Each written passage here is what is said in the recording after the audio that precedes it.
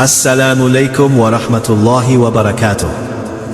Mes frères et sœurs, aujourd'hui on va parler d'un moment très important dans l'histoire de l'humanité. La naissance du prophète Muhammad sallallahu alayhi wa sallam. On va raconter cette histoire simplement, avec les preuves du Coran et des hadiths authentiques, pour que tout le monde comprenne bien. Le contexte de l'époque. Avant la naissance du prophète sallallahu alayhi wa sallam, le monde était dans une grande obscurité. Les gens adoraient des idoles, enterraient les filles vivantes, et l'injustice était partout.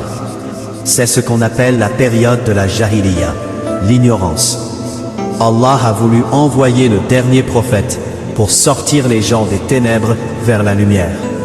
Allah dit dans le Coran, c'est lui qui a envoyé à des gens sans livre un messager parmi eux, qui leur récite ces versets, les purifie et leur enseigne le livre et la sagesse, bien qu'ils fussent auparavant dans un égarement évident. Surat Al-Jumu'ah, verset 2. L'année de l'éléphant. Le prophète Muhammad sallallahu alayhi wa sallam est né dans une année spéciale appelée l'année de l'éléphant, Am al-Fil. Cette année-là, un roi nommé Abraham a voulu détruire la Kaaba avec une armée d'éléphants. Mais Allah a protégé sa maison. Allah raconte cette histoire dans la sourate Al-Fil. N'as-tu pas vu comment ton Seigneur a agi avec les gens de l'éléphant? N'a-t-il pas rendu leur ruse complètement vaine et envoyé sur eux des oiseaux par volée qui leur lançaient des pierres d'argile, et il les a rendus semblables à des chaumes dévorés. Sourate Al-Fil 105, 1 à 5. C'est dans cette année bénie que le prophète alayhi salam est né. Ses parents, le père du prophète alayhi salam, s'appelait Abdullah ibn Abdul Muttalib. Sa mère s'appelait Amina bint Wahb. Abdullah est mort avant la naissance de son fils, pendant un voyage. Donc, le prophète alayhi salam est né orphelin de père. Allah rappelle cette situation dans le Coran. Ne t'a-t-il pas trouvé orphelin? Alors il t'a accueilli. Surat Ad-Duha, verset 6. Sa mère Amina a vécu une grossesse spéciale. Elle a raconté qu'elle ne ressentait presque pas le poids de la grossesse et qu'une lumière sortait d'elle qui illuminait les palais de Cham, la Syrie. La naissance. Le prophète Muhammad alayhi salam est né à la Mecque le lundi 12 Rabi al-Awwal de l'année de l'éléphant. Selon les récits authentiques, sa mère Amina a dit, quand il est sorti de mon ventre, une lumière est sortie avec lui qui a illuminé l'Orient et l'Occident.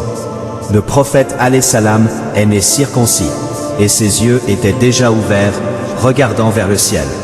Son grand-père Abdul Muttalib l'a pris dans ses bras, l'a emmené à la Kaaba et a fait une doua pour lui.